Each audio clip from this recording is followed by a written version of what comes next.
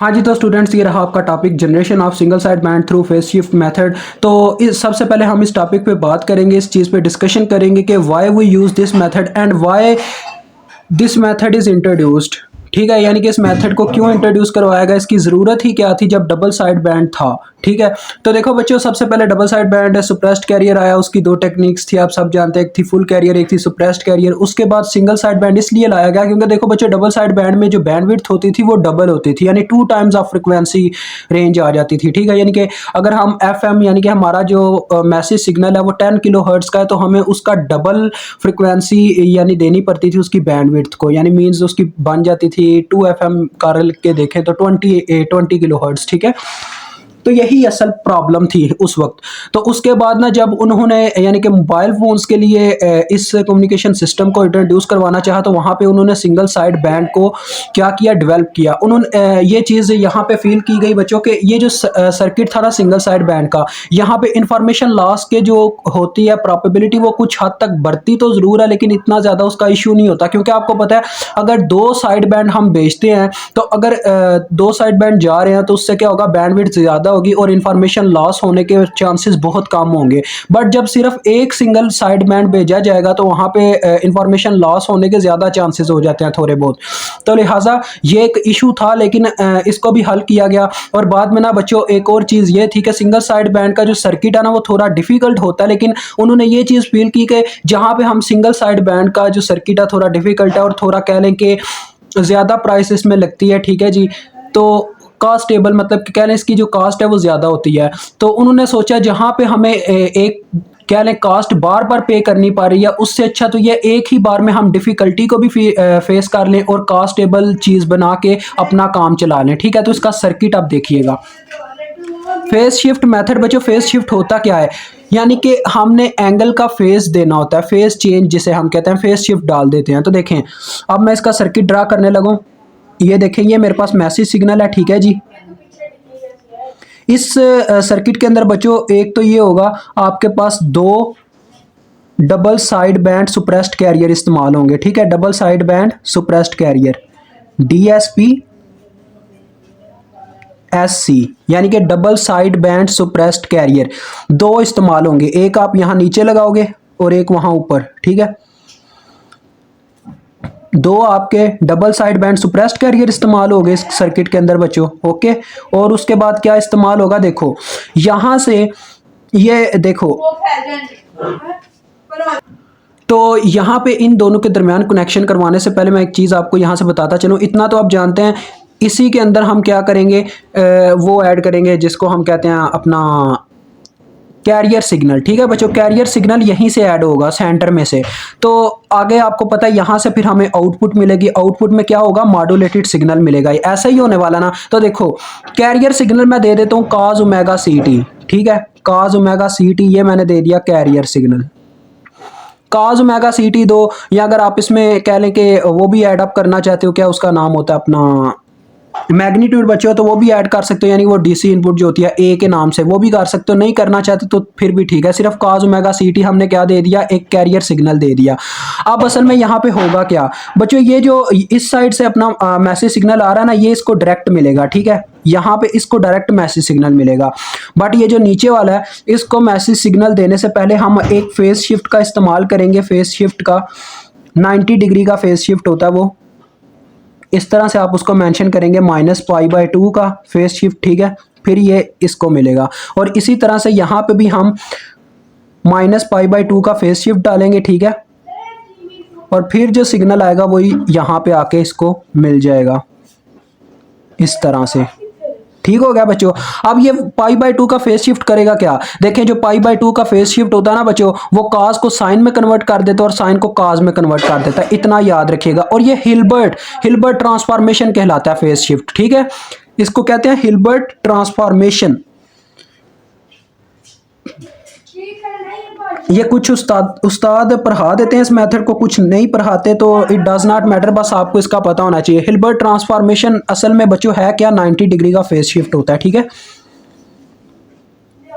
तो देखो होगा क्या, ये था बच्चों cos ओमेगा CT में फेस शिफ्ट, तो इससे क्या हुआ, इससे ये हुआ cos omega C T convert हो गया हमारे पास। जब मैं देखो cos ओमेगा सी टी यानी इसके एंगल में मैंने ये चेंज लाना, तो omega C T minus pi by two अगर करता हूं तो आपको पता होना चाहिए जब odd odd angle odd term angle plus या माइनस हो रही हो cos या साइन के फंक्शन के एंगल में, तो उससे क्या होता है आपके पास जो एंगल होता है, जैसे आपने ये पढ़ा होगा मैथमेटिक्स में, sine alpha minus pi by to ये बराबर होता है आपके पास cos अल्फा के। ठीक है, इतना आपको पता होना चाहिए। और इसी तरह से cos omega C T minus pi by two किसके बराबर होगा, साइन अल्फा के। तो अल्फा यहाँ पे क्या है, अल्फा की जगह हमारे पास है ओमेगा सी टी, तो यहाँ पे ये चीज आ जाएगी, यानी यहाँ पे इसको मिलेगा साइन ओमेगा सी टी। ठीक है बच्चों, और इस मैसेज सिग्नल की बात करूं तो यहाँ पे तो एम ऑफ टी जा रहा है, यहाँ पे जाएगा बच्चों, यानी कि आफ्टर फेज शिफ्ट ये हो जाएगा एम एच टी। हम इसको मेंशन तो एम एच टी से करते हैं, लेकिन कुछ उस्ताद इसको भी नहीं बयान करते ये क्या चीज है।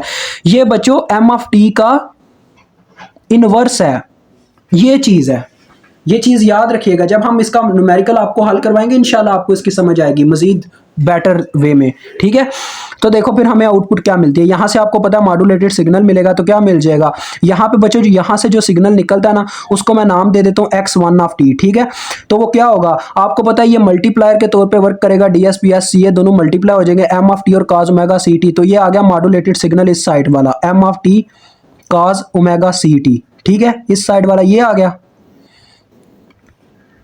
और यहां से जो सिग्नल निकला वो हमारे पास x2 के नाम से इसको रख लेते हैं, x2 of t is equal to, यहां से जो सिग्नल निकलेगा वो होगा MHT। ठीक है, इसको ना बच्चों थोड़ा डिफरेंट दिखाने के लिए इसी वजह से हम थोड़ा इन्वर्स नहीं इसके ऊपर लिखते, यानी इस फॉर्म में नहीं इसको प्रेजेंट करते, इसको MHT के नाम से प्रेजेंट करते हैं, ताकि यार ये इन्वर्स ऐसे मतलब थोड़ा अजीब लगता है। तो यहाँ पे आगे आगे देखो साइन ओमेगा सी टी। ठीक है, ये सिग्नल आ गए। अब हम क्या करेंगे बच्चों, यहाँ पे सेंटर में इस्तेमाल करेंगे, अब वो उसको सिग्मा कहते हैं, सिग्मा ही कहता है बिल्कुल, एडर। एडर बच्चों, एडर का इस्तेमाल करेंगे जिसे हम सिग्मा भी कहते होते हैं कभी कभार, सिग्मा नहीं यार इसका कुछ और ही नेम है, चले यार ये जो भी इसको सिंबल का नाम है एडर ही कहा जाता है वैसे ज्यादातर। एडर यहाँ पे हम इस्तेमाल करेंगे, एडर होने की वजह से यहाँ पे क्या होगा बच्चों, देखो एडर होने से ये होगा कि अभी तो हम इन दोनों ना x1 और x2 को ना यहाँ पे पॉजिटिव ही रख लेंगे। ठीक है, यहाँ पे आके आपकी वो मुकम्मल हो गई, या क्या नाम है मॉड्यूलेशन मुकम्मल हो गई, या y ऑफ t आपको रिजल्ट में मिल रहा है। डी मॉड्यूलेशन भी होती है, वो आगे जब हम करेंगे अलहदा से वीडियो में तो आपको समझ में आ जाएगी। इसमें अभी तक हमने जनरेशन ही करनी है, तो जनरेशन में सिर्फ मॉड्यूलेशन होगी। तो देखो y ऑफ t बच्चों फिर किसके बराबर हुआ, जो बच्चों ये जो आपका ऊपर वाला सिग्नल होगा ना ये हमेशा आपका पॉजिटिव में आएगा। ठीक है, नीचे वाला आपका प्लस माइनस दोनों साइन के साथ आता है, लेकिन अभी आपको समझाने के लिए मैं सिर्फ पॉजिटिव में ले रहा हूँ इसको, x2 ऑफ t को। ठीक है, दोनों तरफ से ये दोनों सिग्नल प्लस हो रहे हैं, x1 ऑफ t भी प्लस और x2 ऑफ t भी प्लस हो रहा है। तो y ऑफ t किसके बराबर हुआ, दोनों के सम के, x1 of t plus x2 of t, क्योंकि यही मतलब है सिग्मा का, एडर का यही मतलब है, यानी यहाँ पे जो इनपुट सारी हैं वो जमा होके आउटपुट देंगी जो कि y ऑफ टी है। ठीक है, अब हम इसको सॉल्व करना स्टार्ट करते हैं। देखें y ऑफ टी क्या आ गया, y of T is equal to x1 of T की वैल्यू जो कि है m of T cos omega C T plus x2 की क्या वैल्यू है बच्चों, MHT sine omega C T. ठीक है जी, ये आपके पास आ गई। अब ये है आपके पास y ऑफ टी। तो बच्चों ये तो हो गया आपका मॉड्यूलेशन, ये सर्किट भी आपको समझ में आ गया कैसे याद रखना है। ठीक है, लेकिन अभी आपको मेन चीज समझ में नहीं आई है आगे वर्क कैसे करेगा, वो जो प्लस माइनस का मैं डिफरेंस आपको समझाना चाह रहा हूँ। ठीक है, वो चीज समझाने के लिए यहाँ पे मुझे एम ऑफ टी की कोई मिसाल लेनी होगी, यानी उसकी कोई वैल्यू रखनी पड़ेगी ताकि आप इस चीज को समझ सको। क्योंकि मैं कभी भी बच्चों के लिए कोई ऐसी चीज नहीं छोड़ता जो कह लें इनकम्प्लीट हो। तो एम ऑफ टी बच्चों कह लें आपको क्वेश्चन में दिया गया हुआ है, कोई कह लें वैल्यू दी गई हुई है मैग्नीट्यूड की। ठीक है, am और साथ में cos ओमेगा एम टी ऐसे ही दिया गया होता है ना सिग्नल आपको। am आपकी बच्चों कोई भी मैग्नीट्यूड हो सकती है, 10 हो सकता है, 20 हो सकता है, 1 हो सकता है, 2 हो सकता है, कुछ भी हो सकता है, यानी ऐसा भी हो सकता है सिर्फ m ऑफ टी बराबर हो cos ओमेगा एम टी के। अब इसको हम उठा के पुट करते हैं इस इक्वेशन में, तो आपके पास सबसे पहले आपको ये पता होना चाहिए MHT किसके बराबर होगा। पहले हम MHT निकाल लेते हैं। ये देखें MHT इज इक्वल टू था m इनवर्स टी के। इनवर्स का ये मतलब है, यानी इसका हमने क्या लेना है बच्चों, 90 डिग्री का इसमें फेस शिफ्ट डालना है। तो देखो 90 डिग्री का फेस शिफ्ट किस में डलेगा, एंगल में डलेगा, मैग्नीट्यूड में नहीं डलता। तो मैग्नीट्यूड तो एज इट रही इसकी am, बट फर्क कहां पे आएगा, cos omega M T minus pi by two, यानी ये इसमें आ गया एंगल का फेस शिफ्ट। ये इसके बराबर। तो अब जानते हैं, मैंने आगे आपको ये चीज समझाई है कि अगर cos omega C T minus pi by 2 था, ओमेगा बस चेंज होगा इसमें, और तो कोई चक्कर नहीं है ना। तो देखो माइनस पाई बाय 2 होने से क्या होगा, सिंपल सी बात है, ये बस ऐसे आ जाएगा, देखो ए एम ये साइन में ही कन्वर्ट हो जाएगा, यानी ये आ जाएगा साइन ओमेगा एम टी। तो लें जी, ये आपके पास आ गया सिंपल। अब इसको उठा के पुट करें वाई टी की इक्वेशन में, Y T is equal to, बच्चों ये ना समझिएगा मैं बहुत अच्छा उस्ताद हूँ, ये है वो है, मैं खुद किसी से सीख के आपको सिखाता हूँ, यानी कि समझ ले मैं खुद लेक्चर्स लेता हूँ, फिर उनको सिंप्लीफाई करता हूँ अपने ब्रेन में और फिर आगे आपको ट्रांसफर करता हूँ, ठीक है। तो देखो एम ऑफ टी ये हो गया, ठीक है। अब cos ओमेगा सी टी आ जाएगा, ठीक है। इससे ये होता है बच्चों, देखो जब मैं अपने नॉलेज में किसी का नॉलेज ऐड करता हूँ ना, तो मैं दो नॉलेज यानी कि दो माइंड्स के अकॉर्डिंग आपको आगे नॉलेज देता हूँ, जिससे आप ज़्यादा बेनिफिट हासिल करते हो। अगर आप जाके उससे नॉलेज लो जिससे मैं नॉलेज ले रहा हूँ, तो इससे ये होगा कि आपको सिर्फ एक तरफ से नॉलेज मिलेगा। अब देखो यहाँ पे ये वैल्यू है इसकी, तो ये हो गया sine omega M T sine omega C T, ठीक हो गया जी। अब देखो बच्चों क्या है, दोनों में ए एम कॉमन है, तो ए एम हम बाहर कॉमन ले लेते हैं, अंदर क्या रह गया, देखो A M into cos omega M T cos omega C T. बिल्कुल मेरे जहन में बच्चों सही चीज़ आई थी कि मैं अगर वो एग्जाम्पल ना लेता तो आपको समझ ही नहीं थी यानी करना क्या इसके साथ। एग्जाम्पल लिया तब जाके ये किसी फॉर्म में जा सकता है। तो ये आगे टर्म, ठीक है बच्चों। अब जरा मेरी ना बात सुन लीजिएगा, मैथ की ये प्रॉपर्टी है, मैथ कहता है ये डबल एंगल आइडेंटिटी के बाद एक से पहले एक प्रॉपर्टी होती है, जो ये थी कॉस अल्फा प्लस बीटा जो होता है ना, ठीक है बच्चों, कॉस अल्फा प्लस बीटा वो बराबर होता है cos alpha cos beta minus sine alpha sign beta, ठीक है। ये चीज याद रखिएगा, ओके हो गया। ये काज अल्फा प्लस बीटा का फार्मूला है। अगर यहां पे होता काज अल्फा माइनस बीटा तो बस ये सेंटर वाला साइन चेंज हो जाना था। अब जरा गौर करो, आपके पास क्या है, सेंटर में प्लस है, यहाँ पे काज काज है और फिर साइन साइन है, एंगल बस चेंज है, ओमेगा एम टी है और ओमेगा सी टी है, ये बस आपके एंगल है, ठीक है। अब जरा गौर करो, अगर मैं यहाँ पे माइनस की जगह प्लस रखता हूँ, यहाँ पे ये उल्टा हो जाएगा सीन, यानी कि यहाँ पे अगर मैं प्लस रखता हूँ, ये आपके पास फार्मूला आएगा दूसरा जो मैं कहना चाह रहा हूँ, अल्फा माइनस बीटा का ये फार्मूला बनेगा काज अल्फा काज beta plus sine alpha sign beta. तो ये आपके पास इसका फार्मूला हो गया, ठीक है जी। तो लिहाजा इससे साफ पता चलता है ये हमारे पास किस चीज का फार्मूला, काज अल्फा माइनस बीटा का। तो इसको इस फॉर्म में फिर लिख दिया जाएगा, वाई टी आपके पास बच्चों आ गया A M cos of omega M minus omega C और होल में से टी आप कॉमन ले लें, ठीक है बच्चों। यानी ये अल्फा माइनस बीटा ही मैंने किया, देखो अल्फा ये था बीटा ये था, टी दोनों में कॉमन है तो ये मैंने टी ऐसे बाहर लिख दिया, ठीक है।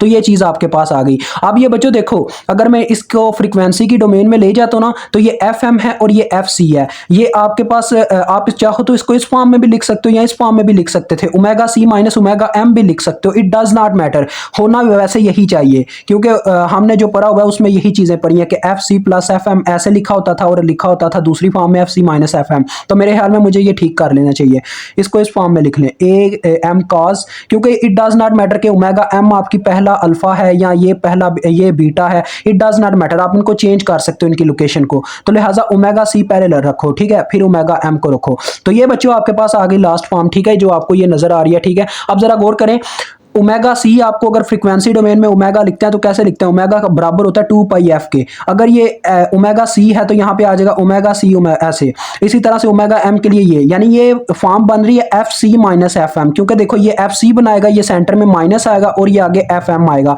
F C minus F M बच्चों कौन सा हमारे पास बैंड होता है, ये होता है लोअर साइड बैंड। तो this is your L S B.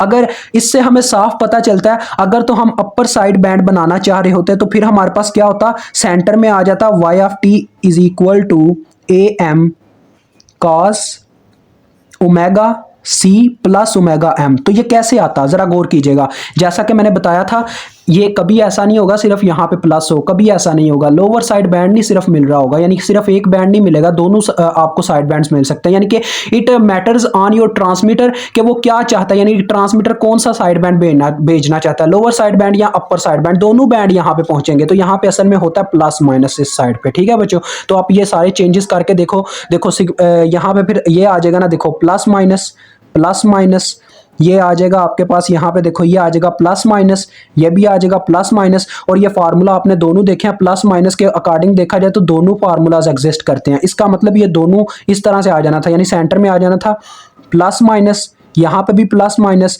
तो इसका मतलब ये आपके पास लास्ट में रिजल्ट आ रहा था, जिसे एक दफा तो आप इस तरह से लिख सकते हो, ये आपका अपर साइड बैंड, और लोअर साइड बैंड के लिए क्या करोगे, बस सेंटर में माइनस का इस्तेमाल कर दोगे, जैसे मैंने आपको पहले समझा दिया।